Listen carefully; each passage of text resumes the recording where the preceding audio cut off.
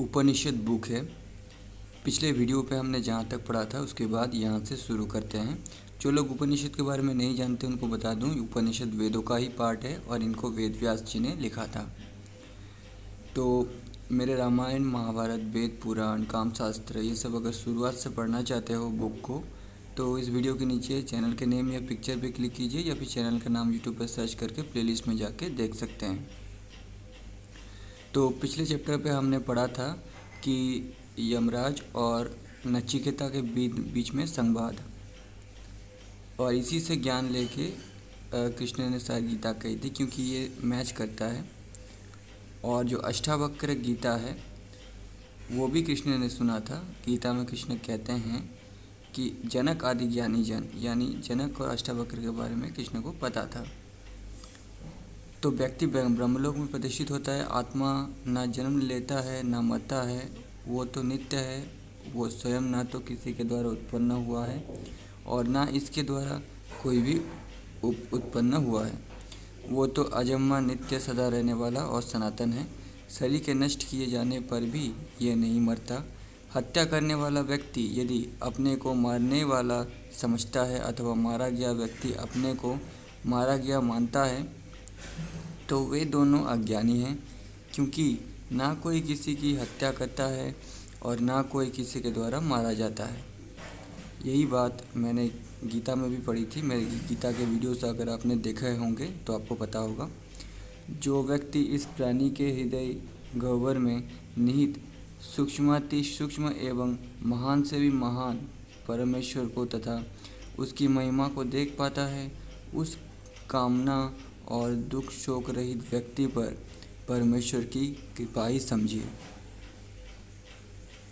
वो परमेश्वर बैठा हुआ ही दूर चला जाता है और शयन करता हुआ ही सब ओर जाता है।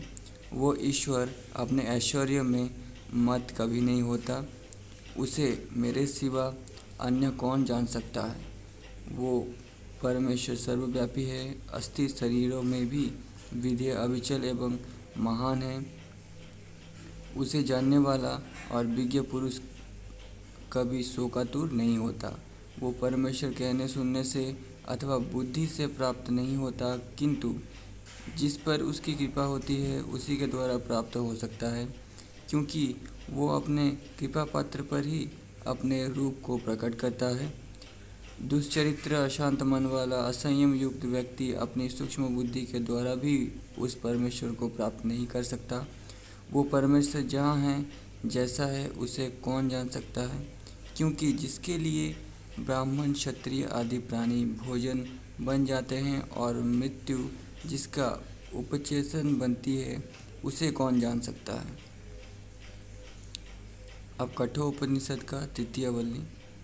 श्रेष्ठ कर्मों से प्राप्त मनुष्य देह में स्थित हृदय रूपी परमधाम में बुद्धि गह्वर में स्थित सत्य का पान करने वाला धूप और छाया के समान दो परस्पर भिन्नत्व है।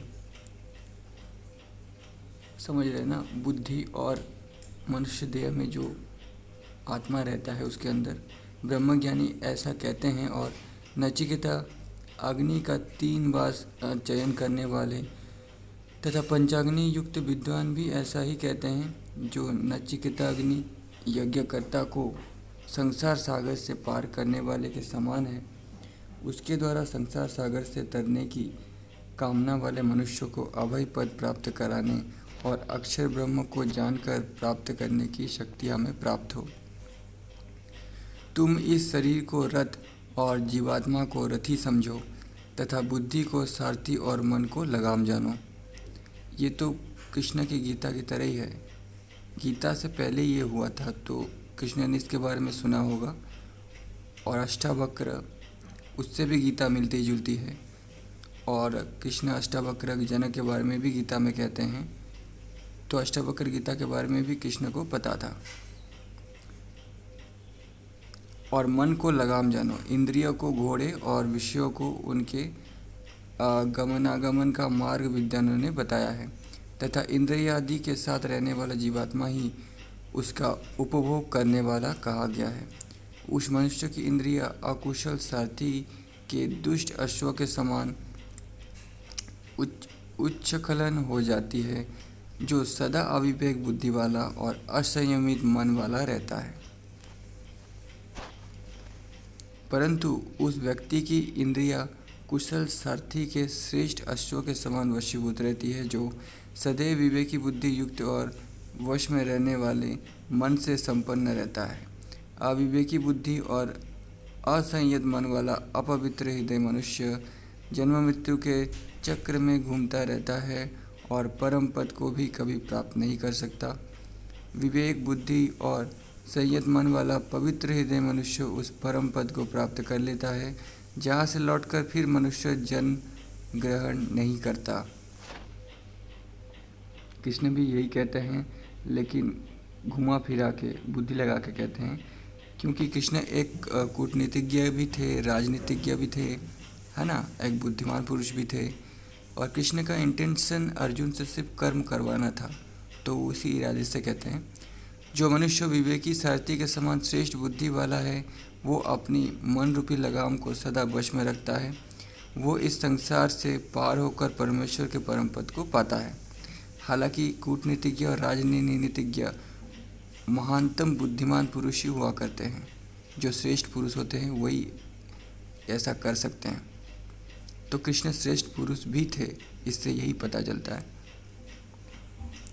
वो इस संसार से पार होकर परमेश्वर के परम पद को पाता है। इंद्रियों से विषय अधिक शक्तिशाली है, विषयों से मन शक्तिमान है, मन से बुद्धि शक्तिमान है और बुद्धि से भी महान ये आत्मा है। ये पूरा गीता से मिलता जुलता है। आपने मेरा गीता के वीडियोस देखे होंगे तो आपको पता होगा, या फिर अगर गीता पढ़ा होगा तो ये सर्वापेक्ष श्रेष्ठ है।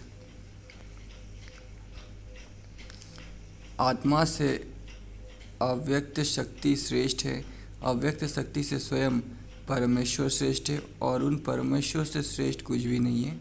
वही सत्य की चरम सीमा और सबकी परम गति है। परमेश्वर सभी के आत्मा रूप से देहधारियों में निवास करता हुआ भी अपनी माया से आच्छादित रहने के कारण प्रकट नहीं होता। केवल सूक्ष्मदर्शियों को ही सूक्ष्म बुद्धि द्वारा दर्शन देता है। बुद्धिमान पुरुष वाणी को मन के वश में करे और फिर मन को ज्ञानमयी बुद्धि में निरुद्ध करे तथा बुद्धि को आत्मा में और आत्मा को शांत पुरुष परमेश्वर में लीन करने की चेष्टा करे। उठो जागो और उत्तम पुरुषों के संसर्ग से परमेश्वर को जानो, क्योंकि बुद्धिमान पुरुष उसके मार्ग को उस तरह की तीक्ष्ण धार के समान दुर्गम कहते हैं, जो परमेश्वर शब्द स्पर्श रूप रस और गंध से रहित है तथा जो अनंत अनादि नित्य अव्यय और आत्मा से भी श्रेष्ठ सत्य स्वरूप है। यानी जो आत्मा अपने परम गति को प्राप्त हो चुका है, परम पद को प्राप्त हो चुका है, वो आत्मा से भी श्रेष्ठ परम आत्मा बन जाता है। इसलिए आत्मा से भी श्रेष्ठ सत्य स्वरूप है। उसको जान लेने पर मनुष्य मृत्यु सुख से मुक्त हो जाता है।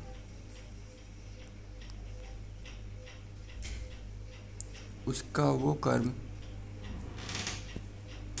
अनंत होता है और वो अनंत होने की शक्ति प्राप्त करता है।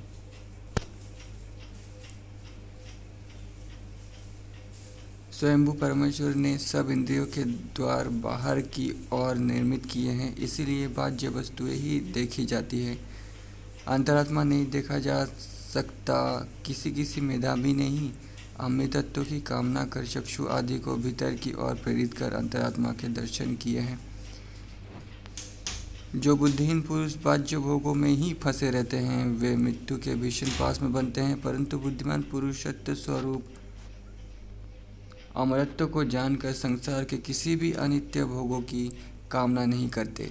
मनुष्य जिस परमेश्वर की प्रेरणा से शब्द स्पर्श रूप रसोगंध और विविध विहार सुखों का अनुभव करता है, उसी की प्रेरणा से ये भी जानता है कि यहाँ क्या शेष रहता है, अर्थात कुछ भी नहीं। यही वो परमेश्वर है, स्वप्न में देखे हुए या जागते हुए देखे जाने वाले दोनों अवस्था में दृश्यों को जिसके द्वारा मनुष्य देखता है, उस महान सर्वव्याप्त एवं सर्वात्मा को भले प्रकार जानकर मेधावी जन किसी प्रकार के शोक संतप्त नहीं होते। जो पुरुष इस जीवनदाता, कर्मफलदाता और भूत भविष्यत आदि कालों में शासन करने वाले परमेश्वर को अपने निकट समझता है, वो किसी की निंदा स्तुति में नहीं पड़ता, यानी किसी की निंदा नहीं करता यही वो परमेश्वर है। यही वो परमेश्वर है जो जल से पूर्व उत्पन्न हुआ था, सर्वप्रथम हृदय गह्वर में प्रविष्ट होकर प्राणियों में निवास करने वाले परमेश्वर को जो देखता है वही ज्ञानी है।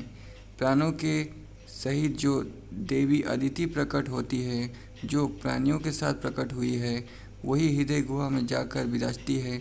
यही वो परमेश्वर है।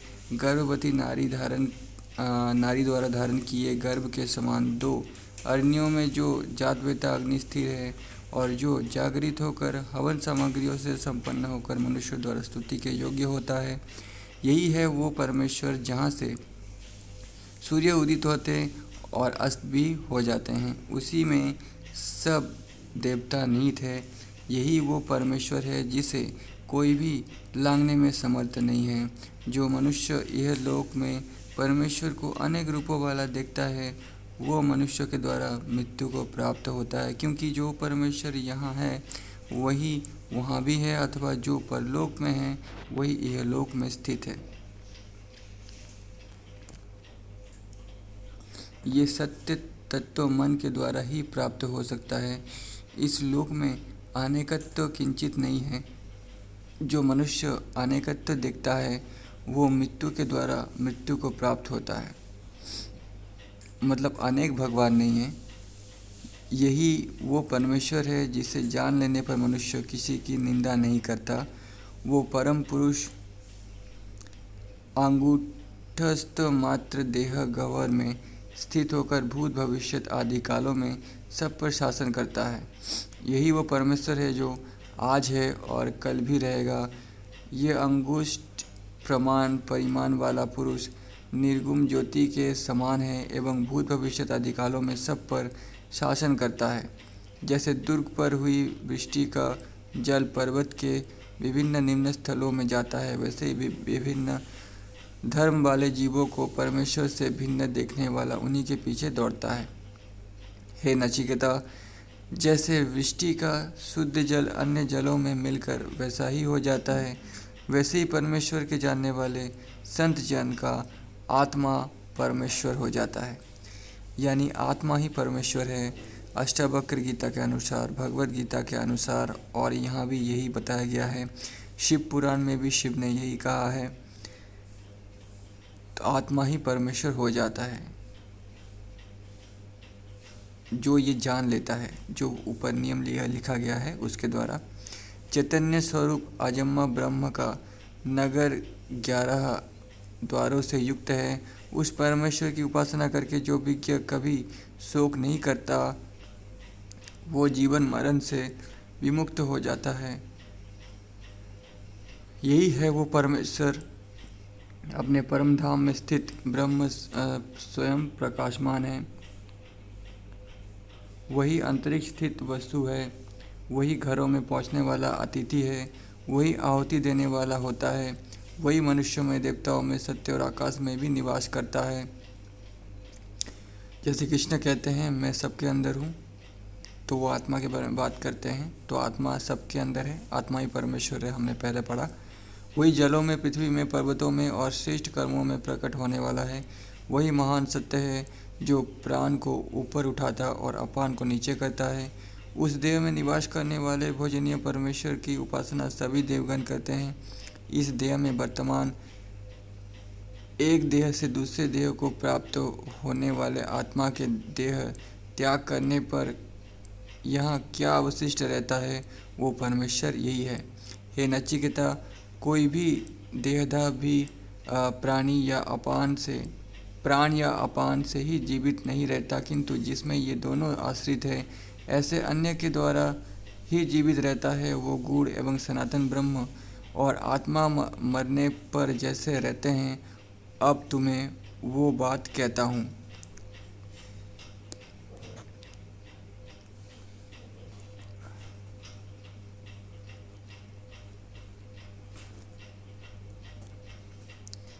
अपने कर्मों के अनुसार जिसने श्रवण द्वारा जैसा भाव प्राप्त किया, उसके अनुसार कितने ही जीवात्मा देह धारण के लिए विभिन्न योनियों को प्राप्त होते हैं और अनेकों जीवात्मा अपने कर्मानुसार वृक्ष, लता, पर्वत आदि स्थावरत्व को प्राप्त होते हैं। तो दोस्तों, पहले कुछ लोग मानते थे कि वृक्ष यानी पेड़ पौधों में जान नहीं होता, लेकिन ये साबित होने के बाद कि वृक्ष में भी जान होता है लोग मान गए। लेकिन आज से कितने हज़ार सालों पहले ये देखिए कहा गया है कि जीवात्मा जो आत्मा अपने कर्मानुसार वृक्ष, लता, पर्वत आदि सारे तत्वों को प्राप्त होते हैं। यानी पर्वत में भी प्राण है, लताओं में भी प्राण है, सब में प्राण है।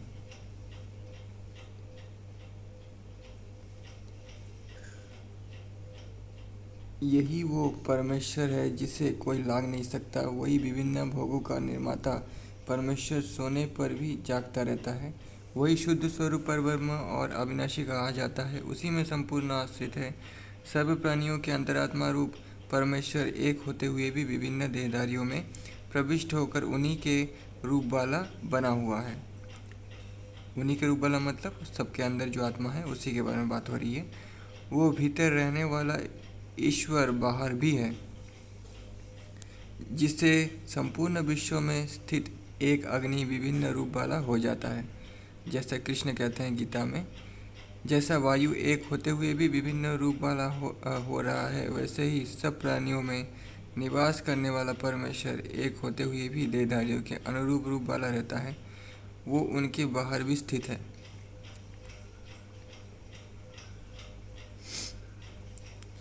जैसे सब लोगों का चक्षु रूप सूर्य प्राणियों के नेत्र से उत्पन्न बाह्य दोषों से लिप्त नहीं होता, वैसे ही सब प्राणियों के निवास करने वाला परमेश्वर देहधारियों के दुख, क्लेश आदि में लिप्त नहीं होता।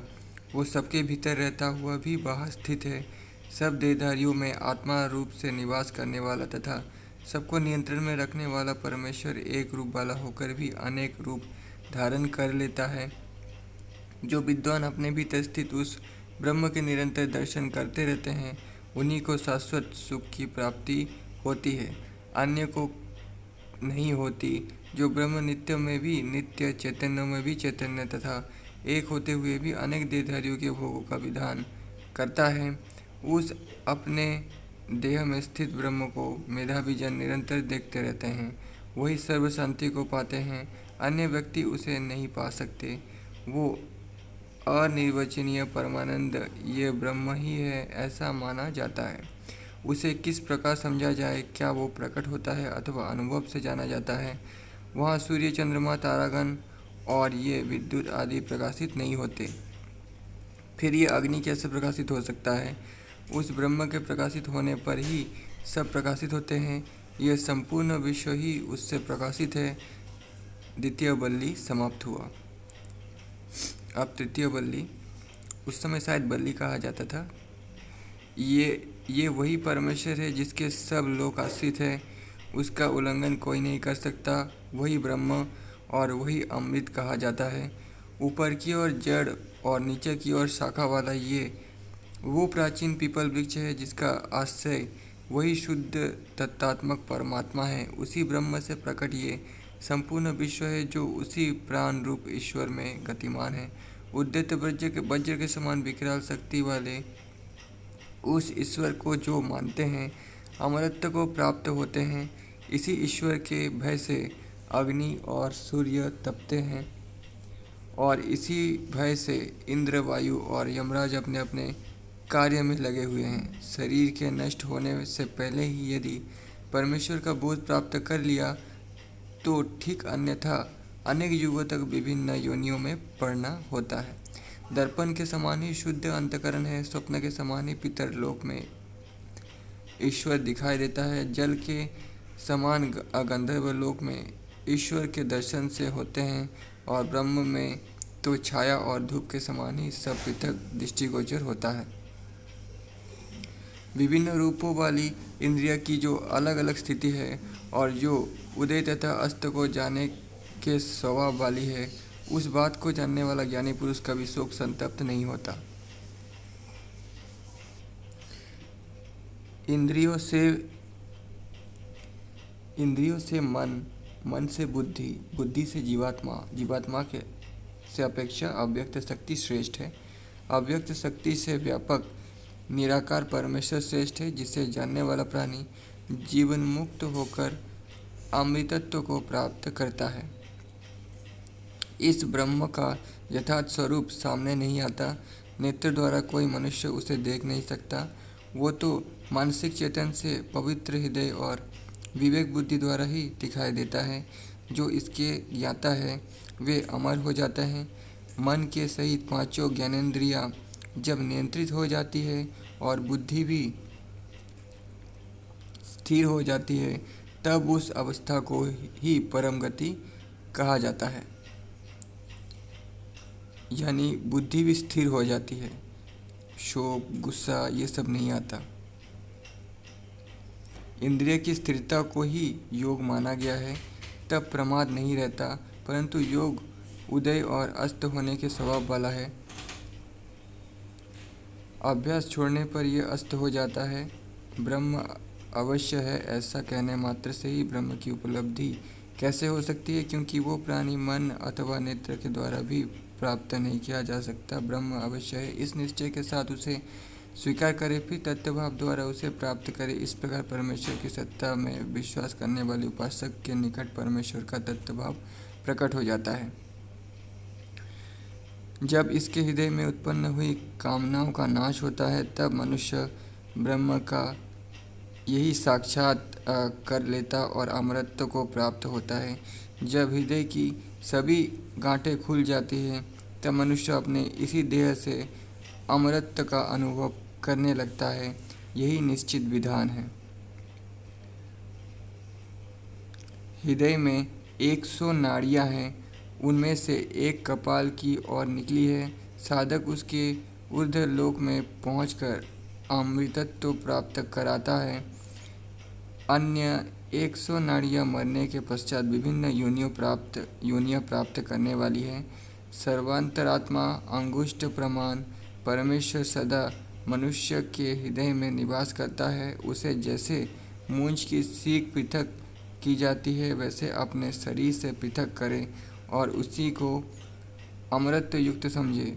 वही शुद्ध अमृत स्वरूप है। नचिकेता, इस उपदेश के श्रवण से यमराज द्वारा कही गई इस विद्या को एवं योग विधियों द्वारा जानकर मृत्यु के बंधन से मुक्त होकर ब्रह्म रूप हो गया। अन्य जो कोई इस आध्यात्मिक ज्ञान को सुनेगा या प्राप्त करेगा, वो भी बंधन से मुक्त हो जाएगा। कठोपनिषद समाप्त। अब नेक्स्ट उपनिषद प्रश्न उपनिषद। शांतिपात। हम कानों से कल्याणमय वचन सुने, नेत्र से कल्याणमय दृश्य देखे, दृढ़ अंगों वाले शरीरों से ईश्वर की स्तुति करते हुए हम जो आयु ईश्वर हित में लगे, उसे उसी प्रकार व्यतीत करें। इंद्र हमारे लिए कल्याण देने वाले हो, पूषा हमारा कल्याण करें। अरिष्टों के नाशक गरुड़ हमारे लिए कल्याणकारी हो और बृहस्पति भी हमारे कल्याण को पुष्ट करे। ओम शांति। प्रथम प्रश्न क्वेश्चन। भरद्वाज के पुत्र सुकेशा राजा शिवी के सुपुत्र सत्यकाम गर्ग गोत्रोत्पन्न स्वर्यरणी अश्वलायन भार्गव और कबंदी, ये 6 ऋषि ब्रह्म निष्ठावान थे। वे सभी परमेश्वर की खोज करते हुए ब्रह्म ज्ञान की जिज्ञासा में समिधाएं लेकर पिप्पलाद ऋषि के पास निकट गए।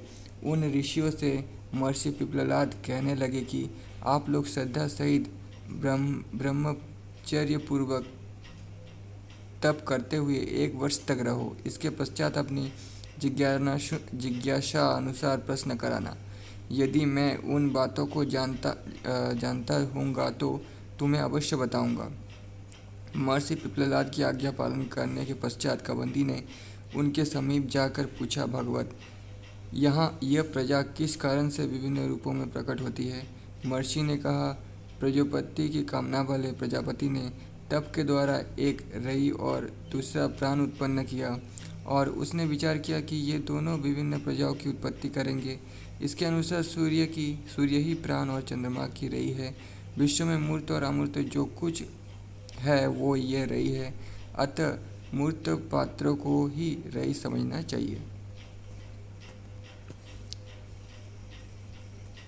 रात्रि के अवसान काल में उदित होने वाला सूर्य पहले प्राण को अपनी रश्मियों के द्वारा धारण करता, फिर प्राची में प्रकट हो जाता है।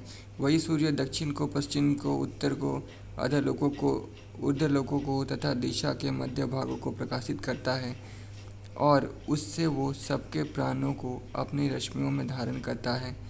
ऐसा वो सूर्य ही उदित होता है जो विवस्वानर अग्नि रूप तथा विश्व रूप एवं प्राण रूप है। यही बात ऋचा द्वारा प्रतिपादित की गई है। विश्वरूप सबके आधार, सर्वज्ञ, तपस्वी, रश्मिवंत सूर्य को अद्वितीय कहते हैं। वो सहस्त्र रश्मि सूर्य सैकड़ों प्रकार से स्थित रहता हुआ सब प्राणियों के प्राण रूप होकर उदय को प्राप्त होता है। सबस्तर ही प्रजापति है। वो 2 आयन वाला है, एक आयन दक्षिण और दूसरा उत्तर है। वहाँ जो लोग अभिष्ट पूर्ति को ही कर्म मानकर उपासना करते हैं वे चंद्रलोक को प्राप्त करते हैं। जैसे इंद्रलोक होता है वैसे चंद्रलोक भी होता है, सूर्यलोक भी होता है। वही जब लौट कर आते हैं तब संतान की इच्छा वाले वे ऋषि दक्षिण में जाते हैं। यही पितृयान नामक मार्ग है। यही वही रई समझनी चाहिए। ऐसे पुरुष तपोयुक्त ब्रह्मचर्य से श्रद्धावान होकर आध्यात्मिक विद्या से परमेश्वर को खोजकर उत्तरायण से सूर्यलोक पाते हैं। वो सूर्य ही प्राणों के घर है। यही अविनाशी और भय रहित है। इनकी यही परम गति है। ये संसार में पुनरावर्तन नहीं करते। इसे आगे का श्लोक स्पष्ट करता है।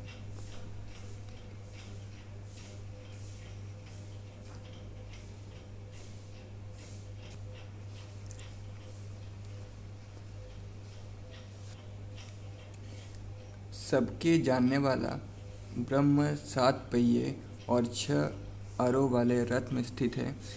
वो सबका पिता 5 पाँव और 12 आकृतियों वाला है।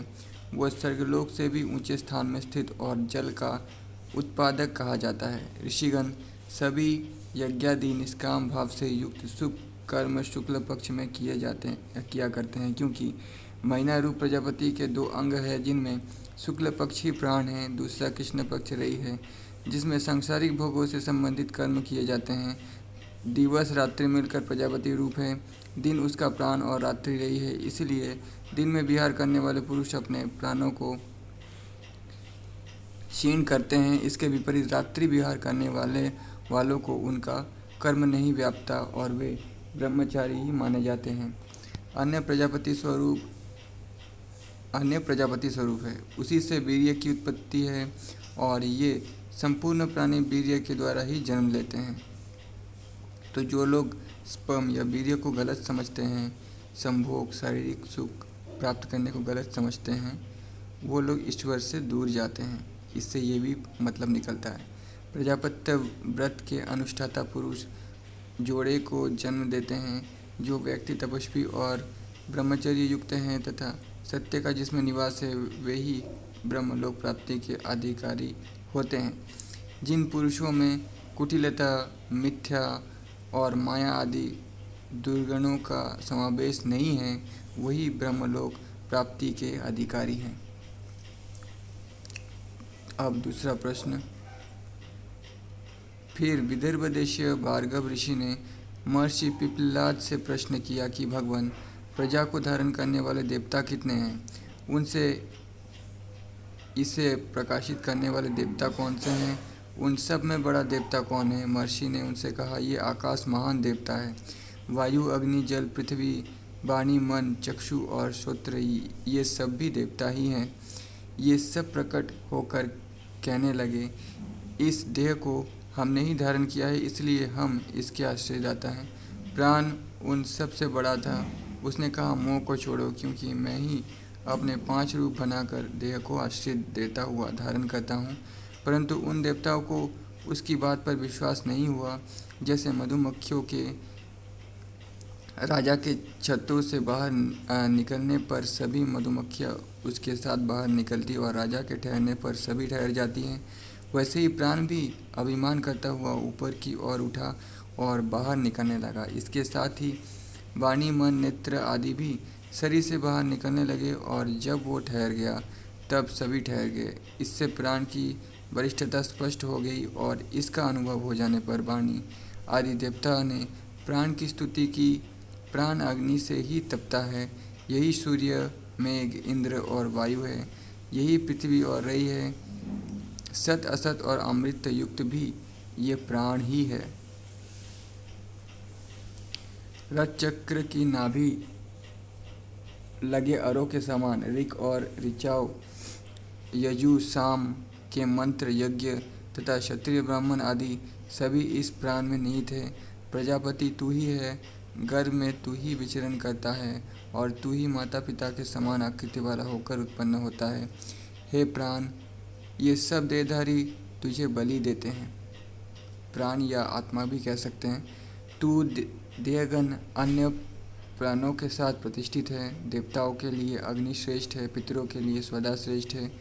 ये सत्य बात अथर्व और अंगिरस ऋषियों द्वारा प्रमाणित है। हे प्राण, तू अपने तेज से संपन्न सभी ज्योतियों का अधीश्वर सूर्य है। तू ही अंतरिक्ष में विचरण करता है।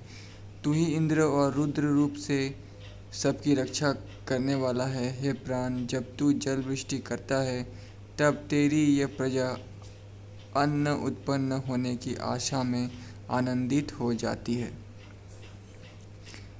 यहाँ पे विष्णु का नाम नहीं है, इंद्र और रुद्र का ही नाम है। ओके। हे प्राण, तू बाह्य होकर भी ऋषि है और इस विषय का स्वामी है। हम तेरे लिए भोजन देते हैं और तू इसका भोक्ता है। तू ही हमारा पिता है तथा तू वायु रूप से व्योम में विचरण करने वाला मातृषा है, जो तेरा रूप वाणी में निहित है तथा जो श्रोत्र, नेत्र और मन में निहित है उसे कल्याणकारी बना। तू हमारे देह से उठकर बाहर जाने की चेष्टा न कर। ये विश्व अथवा स्वर्ग में स्थित जो कुछ है वो सब प्राण के ही आश्रित है। अतः हे प्राण, तू माता पिता के समान हमारा रक्षक बन, हमें धन और बुद्धि दे। अब कौशल देश के ऋषि अश्वलायन ने महर्षि पिप्पलाद से प्रश्न किया, भगवान, इस प्राण की उत्पत्ति किसके द्वारा हुई? ये देह में किस प्रकार प्रतिष्ठित होता है? मतलब प्राण या आत्मा देह में, शरीर में कैसे आता है? ये अपने को किस प्रकार विभाजित कर शरीर में रहता है? ये किस प्रकार बाह्य संसार को धारण करता है? किस प्रकार मन, इंद्रिया आदि को धारण करता है? और ये किस प्रकार शरीर से उत्क्रमण करता है? महर्षि पिप्पलाद बोले, तेरे प्रश्न बड़े कठिन हैं। तू वेदों का ज्ञाता है। मैं तेरे प्रति कहता हूँ, जैसे देहधारी के साथ छाया रहती है वैसे ही परमेश्वर से उत्पन्न होने वाला ये प्राण उसी के आश्रित है और देह में मन के संकल्प के अनुसार प्रविष्ट होता है। जैसे सम्राट स्थान स्थान पर अपने कर्मचारियों को नियुक्त करता है, वैसे ही प्राण अन्य प्राणों को पृथक पृथक नियुक्त करता है। प्राण स्वयं तो मुख और नासिका द्वारा चक्षु और श्रोतों में प्रतिष्ठित होता है। मध्य भाग में ये समान वायु के नाम से स्थित होता है। यही समान वायु अन्य को विभिन्न अंगों में पहुंचाता है और उससे ही ये ज्वालाएं प्रकट होती है। ये प्राण गुदा भाग एवं उपस्थ के अपान वायु को नियुक्त करता है। ये आत्मा हृदय में प्रतिष्ठित है। इस हृदय में 100 नाड़ियाँ स्थित है। प्रत्येक नाड़ी में 100 शाखाएँ हैं। इन प्रत्येक शाखाओं में भी 72 सहस्त्र प्रतिशाखा नाड़ियाँ होती है। इन सब में म्यान वायु भ्रमण करता है। इनसे पृथक एक नाड़ी और है, इसे सुषुम्ना कहते हैं। ये उदान वायु को ऊपर की ओर विचरण कराती है। इसी के द्वारा मनुष्य पूर्व पुण्य कर्म में लगता और तब यही उसे पुण्य लोक की प्राप्ति कराती है। यदि मनुष्य पाप कर्म करता है तो यही अधम योनि प्राप्त कराती है। ये पाप या पुण्य दोनों प्रकार के कर्मों द्वारा प्राणी को मृत्यु लोक में स्थित करती है। सूर्य ही बाहरी प्राण है। यही चक्षु संबंधी प्राण पर अनुग्रह करता हुआ प्रकट होता है। भूत देवता रूप अपान मनुष्य के अपान को स्थिर करता है। ये आकाश समान वायु है तथा म्यान भी आकाशस्थ वायु का ही एक बाह्य रूप है। उदान तेज ही है, जिसके देह का तेज शीतल हो जाता है। उसकी इंद्रिया मन के साथ विलीन हो जाती है और वो अन्य देह को प्राप्त होता है। आत्मा का जैसा मानसिक संकल्प होता है वैसे ही संकल्प के सहित वो प्राण युक्त होता है। वो प्राण तेज संपन्न होता हुआ जीवात्मा के संकल्प के अनुसार उसे विभिन्न योनियों की प्राप्ति कराता है। जो ज्ञानी इस रहस्य को जानता है उसका वंश कभी नष्ट नहीं होता और वो अमृत तत्व को प्राप्त होता है। आगे का श्लोक इस विषय का प्रतिपादक है। जो मनुष्य प्राण की संपूर्ण स्थिति और व्यापकता को जान लेता है तथा उसके आध्यात्मिक पंच भेदों का ज्ञान प्राप्त करता है उसे अवश्य ही अमरत्व की अनुभूति होती है। चतुर्थ प्रश्न या क्वेश्चन। फिर गर्गवंशीय स्वरणी ऋषियों ने महर्षि पिप्पलाद से प्रश्न किया, भगवान, मनुष्य देह में स्थित कौन कौन देवता सोते और कौन जागते हैं? मनुष्य देह में स्थित कौन कौन देवता सोते और कौन कौन जागते हैं? कौन स्वप्न देखते हैं? सुख किसे होता है और सब देवता किस में प्रतिष्ठित रहते हैं? महर्षि बोले, हे गार्ग्य, जैसे अस्ताचलगामी सूर्य की सभी रश्मियाँ सिमटकर एक सूर्य में ही लीन हो जाती है और सूर्योदय होने पर वे सर्वत्र फैलती है, वैसे ही सब इंद्रिय मन रूपी परमदेव में निहित हो जाती है। तब ये देहधारी ना सुनता है, ना देखता है, ना सूंघता है, ना स्वाद लेता है, ना बोलता, स्पर्श करता, ग्रहण करता, विहार, मलमूत्र, त्याग, विचरण आदि सब कर्म रुक जाते हैं। उस स्थिति को ही सो जाना कहते हैं। इस देह नगरी में पंचाग्नियों का निवास है। ये प्राण रूप में जागरी रहती है। इनमें अपान गार्ग्यपत्याग्नि है, मयान अनवाहार्य पचन नामक अग्नि है और गार्ग्यपत्य से उठाई गई आवनीय अग्नि ही प्राण है। देहधारी में जो ऊर्ध्वश्वास और अधोश्वास है वे दोनों आहुतियों के समान हैं। इन्हें समभाव से पहुँचाने के कारण समान होता हुआ ये वायु ऋत्विक मन और यजमान को इच्छित फल उदान है। यही मन को हृदय गह्वर रूप ब्रह्म में स्थित करता है। ये आत्मा स्वप्न में भी अपनी अपनी महिमाओं का अनुभव करता है। देखे हुए को बारंबार देखता है, सुनी हुई बातों को ही बारंबार सुनता है। विभिन्न देशों और दिशाओं में अनुभव किए हुए विषयों का फिर और फिर चिंतन करता है। सुने अनसुने, देखे न अनदेखे, अनुभूत और अनुभव से परे, स्थित और स्थिति से परे ऐसे विषय को भी सपना देखता है। तेज से परिपूर्ण मन वाला जीवात्मा स्वप्न को नहीं देखता और उस समय वो सुषुप्ति सुख का पूर्ण अनुभव करता है। हे सौभ्य, जैसे अनेक पक्षी एक वृक्ष पर निवास करते हैं वैसे ही ये सभी तत्व परमेश्वर के आश्रित होते हैं। पृथ्वी और उसकी तन्मात्रा जल और रसद मात्रा तेज और तेज मात्रा वायु और वायु मात्रा आकाश और शब्द तन्मात्रा नेत्र दर्शनीय वस्तुएं कान और सुनने वाली वस्तुएं घ्राण रस और रसना के विषय त्वचा स्पर्श वाणी शब्द हाथ पकड़ने योग्य वस्तु विषय गुदा मल चरण गंतव्य स्थान मन और बुद्धि अहंकार और उसका विषय चित्त और चिंतनीय वस्तु तेज और उसका विषय प्राण और आश्रित पदार्थ ये सभी परमेश्वर के आश्रित हैं। ये देखने स्पर्श करने सुनने सूंघने और स्वाद लेने वाले मननशील ज्ञाताकर्ता और विज्ञात्मा पुरुष भी अविनाशी परमेश्वर के आश्रित है। जो उस छाया शून्य विधेय अलोहित उज्ज्वल अविनाशी परमेश्वर को जानता है वो उसी को प्राप्त होता है। सौभ्य, ऐसा मनुष्य सर्वज्ञाता और सर्वरूप होता है। आगे का श्लोक इसका प्रतिपादक है। जो सौम्य जो मनुष्य उस अविनाशी परमेश्वर को जान लेता है वो सर्वज्ञ होता है, परमेश्वर में लीन हो जाता है। उसी परमेश्वर में सर्व प्राण पंचभूत सभी इंद्रिय और विज्ञात्मा आश्रित है। पंचम प्रश्न क्वेश्चन नेक्स्ट वीडियो पे पढ़ेंगे। वीडियो बहुत बड़ा हो गया इसलिए नेक्स्ट वीडियो पे मिलते हैं। तब तक के लिए धन्यवाद।